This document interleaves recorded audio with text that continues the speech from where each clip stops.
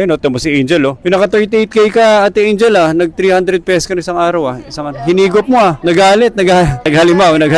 Mga pensyonado itong mga to. Nagtitiktok lang everyday, tas hinihigop nila yung pera. Tingnan naman ang ano nyo, hold up, patingin ng wallet. Gcash Maya nila, walang laman, pero okay po, wallet nila may laman. Mukhang pumapaldo si Fiona, so 15,000 with 46,000. Ito, nag-cash out. Ayun, all-time earnings niya, 73,000. Balance niya, 600. 7,000 and then 17,000 all-time earnings. Yan, so 12,000 with all-time earnings, 12. I'm not sure kung sino makikita natin dito, pero interviewin natin. At syempre, palalakasin din natin ang kanilang mga dibdib. So ngayon, tatanungin natin kung anong mafe-feel nila kung back to zero sila. Tara, let's go. Tignan nyo naman, mga naka-blacklisted kami dito. Kailangan pa namin na manlimos. Guys, dito ang ating mga kalahok. Hello, madam. Ready na ba? Ready, sir. Gina G. Hindi to stranger sa idea ng back to zero. Pero yun yung feeling na mag-back to zero. Feeling, sir, nakakaiyak talaga yung back to zero. Kasi ilang beses na ako nawala ng accounts. Ilan ba? Ilang beses, sir. Like, pang-apat na beses. Tapos back to zero nakakailan talaga. ka palagi? Na 50k, 30k, 20k biglang. Wow, Wala. grabe. So, kayang-kaya. Kayang-kaya, sir. So, laban na laban. Here, our next contestant, Miss Angel Mechure. Okay, so andito si Angel. Nawala ka na ba ng TikTok ako? Hindi pa? Never. Nasuspend lang, pero hindi pa nawalan. So, hindi mo pa na-experience ang mag-back to zero? Wag naman sana, sir. Wag naman sana. Hindi pa. So, kayang-kaya mo ba? Yes, kayang-kaya po. Kasi yung account ko ngayon, sir, zero naman talaga siya nag-start. Ayan. So, kaya yan. Kaya po. Sobra ka naman, lahat naman tayo, zero nagsimula. Wala naman naabutan dito ng wala naman naabutan ng 100,000. Marami magkakatabi kayo, parang huwag kayo mag-aaway, ah. Oo nga. Huwag kayo mag-aaway, ah. Okay, third contestant natin, Miss Fiona DR. Hello, guys! Siguro sa buong grupo, si Fiona ang pinaka-konti ang followers, tama? Pero tingnan Kasi natin. naban yung account ko, sir. Pero, syempre, di tayo papatinag. Kahit naban, tuloy-tuloy. Alam mo, madali kang madampot ng pulis. Dahil wala pa nangyari, umaamin ka na eh. Wala naman nagtatanong na naban ka. Sir, syempre, baka lang isipin ng mga viewers natin na, pero syempre, kahit konti yung followers natin, lalaban tayo. Pwede to. Hindi, tsaka back to zero eh. Yes, So magkakaalamanan dito. Ba't magkakatabi sila? So nagkataon lang to ah. Hindi, usually, iba-iba sila lugar eh. Nagte-train sila, nag-order sila ng applicants o nag-onboard ng mga new employees. Dito na sa tabi natin, ang batikan ng vlogging.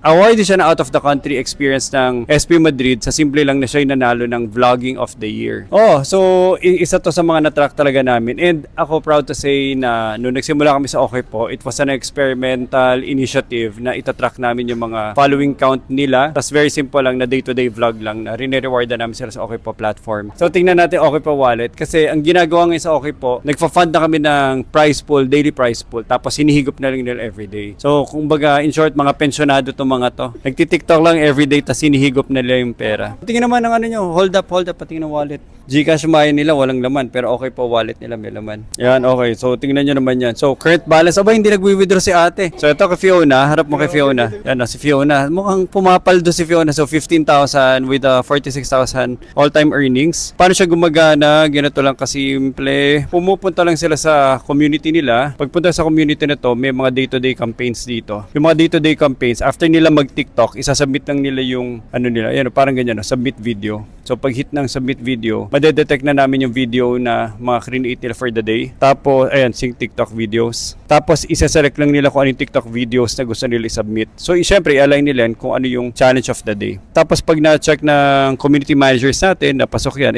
na-accept. So, ginagawa na lang ng TikTok video na yan, hinihigop na yung pera ng prize pool. So, for example, 150 itong daily prize pool. May mga araw na 500 yan, katulad yan, matataas. Kaya itong ila-launch natin, exciting sa kanila kasi 2,000 prize pool per day. Yan, 500, di ba? Nakita nyo? So, yung mga yan, sinasalihan nila. Yan, sasabit nila yung mga videos nila, tapos sinihigop nila. Ayun, ito mo si Angel, Grabe, yung naka 38k ka, Ate Angel, nag 300 pesos ka isang araw, hinigop mo, Nagalit, Sir. naghalimaw. Ito, tingnan natin. Ito, nag-cash out. All-time earnings niya, 73,000. Balance niya, 600. Mukhang matindi pa ang kailangan ni Ate Jamie. Inubos na niya agad. Okay, si Ate Angel lang. Okay. Ngayon ka lang ba okay po? Hindi lang lumalaban? Hindi lang lumalaban. So, 7,000 and then 17,000 all-time earnings. Tingnan natin kay Rose, punta natin. Yan, so 12,000 with all-time earnings. 12. Mukhang kulang Dapat lumaban na talaga kayo sa 2,000 prize pool. 2K, sir, per day? 2,000 per day. So ito na mga contenders natin. Support nyo na lang. Kaya lang, kung isusupport nyo, isa lang hindi pwedeng balimbing kasi syempre kailangan may manalo at may matalo. Stick to one tayo, guys. Anyway, ang isa lang nawala dito. Andito ba si Cloud? At andito pala si Cloud. Punta natin si Cloud. Bising gumupit. Eto, pinag-isipan ko isasama to si Cloud kasi mahalimaw to sa content creation. At kaya niya easily, kaya niya talunin yung apat na yun kahit siya lang mag-isa. Grabe, ang ating veteran. Ay, hindi naman. So, eto si Cloud. Si Cloud, ako, masasabi ko sa inyo, tahimik lang tayo. Pero siya mag-isa, kahit yung apat na yun, kayang-kaya niya. Pinipigilan lang natin to dahil kasi marami mawawalan ng gana sa content. Sa okay po, kasi higupin niya lahat ng prize pool. So, ang tanong ko sa iyo, kung kayang-kaya mo ba, apat versus isa? Kayang-kaya, sir. Kakayanin. Kasi kung kinaya kong maka-reach nung ganong engagement, especially with okay po din, sir. Hindi naman sa pagmamayabang. Pero nabuo namin yung okay po na TikTok account from 0 na umabot ng almost 100K. So, kaya, sir. Sobrang nakaka-excite nga kasi ngayon, Cloud, gusto ko na ibalik ulit yung momentum na binild natin before na ngayon ihahato natin ulit.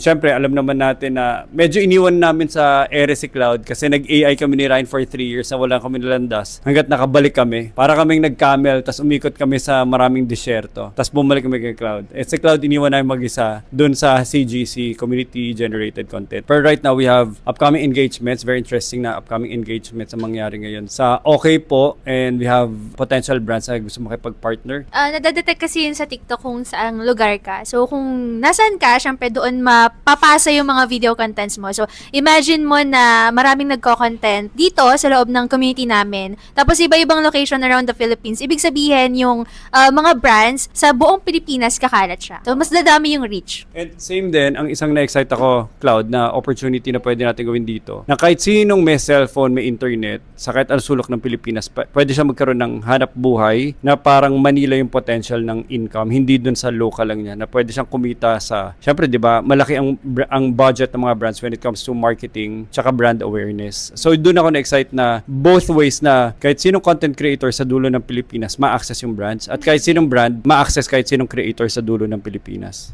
Tama.